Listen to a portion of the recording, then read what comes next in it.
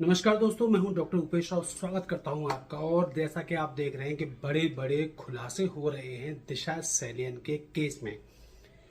मैंने 4 साल पहले भी एक वीडियो बनाई थी दिशा सैलियन की पोस्टमार्टम रिपोर्ट को लेकर, और जिसमें मैंने साफ तौर पर बताया था कि इस पोस्टमार्टम रिपोर्ट में क्या क्या कमियां हैं। और हमने बहुत सारी बातें की थी कि किस तरीके से दिशा सैलियन की पोस्टमार्टम रिपोर्ट जो है कही जा रही है, उसमें इतनी कमियां होने के बावजूद भी पुलिस ने और मेडिकल एग्जामिनर जो फॉरेंसिक एक्सपर्ट थे, उन्होंने ये कैसे बोल दिया कि ये एक सुसाइड का केस है। मैं आपको यहाँ पे बहुत बड़ी चीज़ आज बताने वाला हूँ, और जो मैंने जहाँ चीज़ पहुँचानी चाहिए थी वहाँ पहुँच चुकी है इस समय। मेरी फॉरेंसिक रिपोर्ट जहाँ पे जानी चाहिए थी वहाँ पहुँच चुकी है, और आशा करता हूँ कि वो आगे तक भी जाएगी। तो जैसे ही मेरे को पोस्टमार्टम रिपोर्ट मिली थी 4 साल पहले भी, और अब भी मेरे को दोबारा से जब पोस्टमार्टम रिपोर्ट मिली तो मैंने उसका फिर से अध्ययन किया, और मैंने कई डिफरेंट यूट्यूब चैनल्स पर आके ये बात कही है। और मैं आज आपको फिर ये कह देने वाला हूँ कि पहली बात हमें ये समझनी पड़ेगी कि सबसे पहली बात, क्योंकि ये पिटीशन में है और ये बात ऑन रिकॉर्ड है कि दिशा सैलियन की बॉडी 25 फीट की दूरी पर गिरी थी, तो ये कभी भी पॉसिबिलिटी नहीं बनती कि कोई छलांग लगाए अपने आप या किसी को फेंका भी जाए। मैं बहुत बड़ी बात कर रहा हूँ, अगर किसी को वहां से फेंका भी जाएगा तब भी वो 25 फीट दूर नहीं गिरेगा। और मान लीजिए अगर वो 25 फीट दूर गिर भी गया है किसी तरीके से, तो उसके जो इंजरीज आएंगी, यानी कि उसकी जो चोट लगेंगी, उसकी जो हड्डियां टूटेंगी, हड्डी पसली जो टूटेगी, चाहे वो किसी भी पोजीशन में गिरे, वो बहुत ही सीवियर होगी। और ऐसी किसी बहुत ज्यादा सीवियर इंजरी का जो उल्लेख पोस्टमार्टम रिपोर्ट में नहीं है। पोस्टमार्टम रिपोर्ट में क्या बताया गया है ये मैं आपको बताता हूं। पोस्टमार्टम रिपोर्ट में बताया गया है फेस के ऊपर इंजर्ड, खाली इतना लिखा हुआ इंजर्ड, यानी कि कौन सी इंजरी है ये बिल्कुल भी नहीं लिखा गया, किस जगह इंजरी है फेस पर बिल्कुल भी नहीं लिखा गया। और दूसरी तरफ जब हम दिशा सैलियन के पिता के द्वारा भेजी गई जब तस्वीरें देखते हैं, जो दिशा सैलियन की जो जो क्रिमेशन में ले जाते हुए उनकी फोटोग्राफ है, जब हम उसको देखते हैं तो हमें साफ पता चलता है कि फेस पर ऐसी कोई भी इंजरी है ही नहीं। दोस्तों ये बात बिल्कुल सच है, फेस पर ऐसी कोई भी इंजरी नहीं है जिसका उल्लेख फेशियल फीचर्स में पोस्टमार्टम रिपोर्ट में किया गया है। अब क्यों नहीं है ये मैं नहीं कह सकता, बहुत सारी बातें यहां पर हो सकती हैं, पर फेस पर ऐसी कोई भी इंजरीज नहीं है। दूसरी चीज लिखी हुई है दोस्तों, हेड इंजरी। हेड इंजरी पीछे जो उनकी मृत्यु का कारण है मेन, वो हेड इंजरी है, यानी कि हेड पर एक इंजरी हुई और उससे मृत्यु हो गई। और जो ब्रेन के और स्कल के, यानी कि हमारे खोपड़ी के और ब्रेन के बीच में एक झिल्ली होती है मेनिंजेस, वो इंटैक्ट है, यानी कि उसमें भी कुछ भी नहीं हुआ है। इसका मतलब ये है दोस्तों, अगर आप हथौड़ा भी अपने सर पे मार लेंगे तो मेनिंजेस फट जाएगी, जोर से मारेंगे। और अगर कोई 14वें माले से गिर रहा है, 14वें फ्लोर से गिर रहा है, तो परखच्चे उड़ जाएंगे दोस्तों, जो कि ऐसी इंजरी का उल्लेख नहीं है। अब मैं आपको बताता हूँ यहाँ पे हुआ क्या है, क्योंकि ऐसी कोई इंजरी दिशा की बॉडी पर, मैं खाली फेस की बात कर रहा हूँ, पहले जो मैंने पिक्चर्स देखी, दिशा के फेस पर ऐसी कोई इंजरी नहीं मिलती है जिससे कि ये एक अंदेशा बनता है, ये एक इंडिकेशन बनता है कि वो कभी गिरी ही नहीं।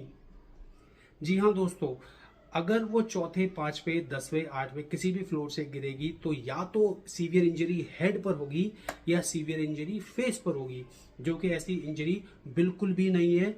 तो जो ये बताता है कि शायद वो कभी गिरी ही नहीं, यानी कि बॉडी वॉज स्टेज्ड या body was planted at that particular place. ये एक इंडिकेशन है, और ये बिल्कुल हो सकता है अगर इस केस को री इन्वेस्टिगेशन किया जाए।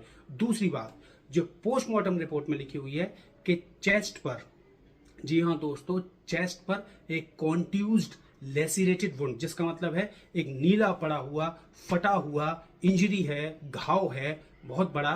तो अगर इस चीज को देखते हुए हम ये मान लें कि दिशा के पास ऊपर जब ये घाव आएगा तो कैसे आएगा, जब दिशा फेस के बल, यानी कि मुंह के बल नीचे गिरी होगी। अगर मुंह के बल गिरी तो चेस्ट पर इतना बड़ा घाव आ गया, तो फेस पर इतना बड़ा घाव क्यों नहीं आया। मान लिया कि फेस एक तरफ था, या तो लेफ्ट की तरफ था या राइट की तरफ था, तो उस तरफ वो इंजरी होनी चाहिए, उस तरफ भी कोई इंजरी नहीं हुई, जो कि दोबारा से इस बात की पुष्टि करता है या पुष्टि करता दिख रहा है यहाँ पर कि दिशा कभी इतने ऊंचे फ्लोर से गिरी ही नहीं।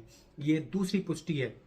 इसका भी रीइन्वेस्टिगेशन होना चाहिए। देखिए, मैं जितनी बातें पढ़ी और जितनी बातें मैंने देखी तस्वीर में, मैं उनकी बेसिस पर बता रहा हूँ। अगर रीइन्वेस्टिगेशन तो हो सकता है कुछ और भी चीजें यहाँ पर निकलकर सामने आ जाए। तो क्या दिशा कभी गिरी ही नहीं थी? क्या दिशा की बॉडी को वहां पर इम्प्लांट किया गया? क्या दिशा ने वाकई में अपने आप से छलांग लगाई थी या उसको फेंका गया था? क्योंकि यहां पर एक्सीडेंटली गिरने की बात खत्म हो जाती, क्योंकि एक्सीडेंटल अगर बॉडी गिरेगी तो पहली बात वो बिल्डिंग के पास गिरेगी, बिल्कुल बिल्डिंग से इतनी दूर नहीं गिरेगी, और गिरेगी भी किसी भी कंडीशन में तो सीवियर इंजरीज होंगी, जो मैं कई चैनल्स पे जाके बता चुका हूं बार बार। और मेरे पास आप लोगों के कमेंट आ रहे हैं कि कृपया करके एक बार फिर से बताइए इस बात को। तो मैं आपको ये बता रहा हूं कि फॉरेंसिकली ये पॉसिबल नहीं है। अब तीसरी बात सुनते हैं। तीसरी बात क्या होता है दोस्तों, कि लिखा गया है पोस्टमार्टम रिपोर्ट में, फॉलन टीथ, फ्रंटल टीथ जो है, आगे के दांत है, वो फॉलन है। फॉलन कहां? फॉलन मुंह के अंदर है, फॉलन मुंह के बाहर है, ये नहीं लिखा है। और जैसे ही हम दिशा सैलियन की तस्वीर देखते हैं, फोटोग्राफ देखते हैं, तो उनके कैनाइंस यानी कि जो इंसीजर के पास वाले दांत हैं, वो कैनाइंस हमें दिखाई दे रहे हैं उस फोटो में। तो फ्रंटल टीथ फॉलन नहीं है। और अगर फ्रंटल टीथ फॉलन हुए, मान लीजिए वो गिरी, तो ये चोट होठ पर इतना ज्यादा स्वेलिंग होनी चाहिए थी, इतनी ज्यादा ब्लीडिंग होनी चाहिए थी, इतना ज्यादा फट जाना चाहिए था। क्योंकि आपके भी कभी बचपन में, हो सकता है आप में से बहुतों के बचपन में दांत टूटे हों या आप गिरे हों या चोट लगी हो, तो आपने देखा होगा किस तरीके की, आप तो जरा सी ठोकर खा के गिरते हैं तो कैसी इंजरी हो जाती है। अगर कोई इतने इम्पैक्ट से गिरेगा तो उसके ऊपर कितनी इंजरी होगी। तो दोस्तों, इन सब बातों के चलते हुए आपको क्या लगता है, क्या दिशा सैलियन की बॉडी को 14वें फ्लोर से फेंक कब ये मिली? तो टाइम ऑफ डेथ पता लगाना बहुत आसान था। टाइम ऑफ डेथ का ना होना यहाँ पर दोस्तों बहुत बड़ा अंदेशा जताता है कि बहुत बड़ी री इन्वेस्टिगेशन में, रिकंस्ट्रक्शन में एक प्रॉब्लम हो सकती है। अब बाकी के दिशा सैलियन के जो पोस्टमार्टम के यानी कि ऑटोप्सी के फोटोग्राफ्स हैं, अगर वो प्रिजर्व्ड हैं, और जैसा कि पोस्टमार्टम रिपोर्ट में लिखा गया है कि anal swab, vaginal swab etcetera वो भी लिए गए थे फॉरेंसिक एग्जामिनेशन के लिए, तो उनकी एग्जामिनेशन रिपोर्ट क्या आई, ये दिशा सैलियन के पिता के वकील यानी कि नीलेश ओझा जी को व अन्य लोगों को जरूर जानना चाहिए कि उन एग्जामिनेशन रिपोर्ट का क्या हुआ, क्या पता चला। और अगर वो रिपोर्ट भी आ जाती है किसी भी तरीके से, तो ये पता करना होगा कि ये जो जांच हुई है, क्या ये दिशा सैलियन के डीएनए से ही यानी कि उसी स्वैब से जांच हुई है। और अगर ये जांच झूठी निकल जाती है तो पूरा केस अपने आप फिर से सॉल्व हो जाएगा। देखिए, मैं यहाँ किसी भी थ्योरी को बढ़ावा नहीं दे रहा हूँ, कि मैं वही देख रहा हूं, मैं वही आपको बता रहा हूं जो कि पोस्टमार्टम रिपोर्ट में लिखा हुआ है और जो कि फोटोग्राफ से दिख रहा है। यानी कि सस्पिशियस है, काफी सस्पिशंस है। ये सस्पिशन कब दूर होंगे ये हम नहीं जानते, पर डेफिनेटली यहाँ पे सरकार को या हाई कोर्ट को, माननीय न्यायालय को कॉग्निजेंस लेना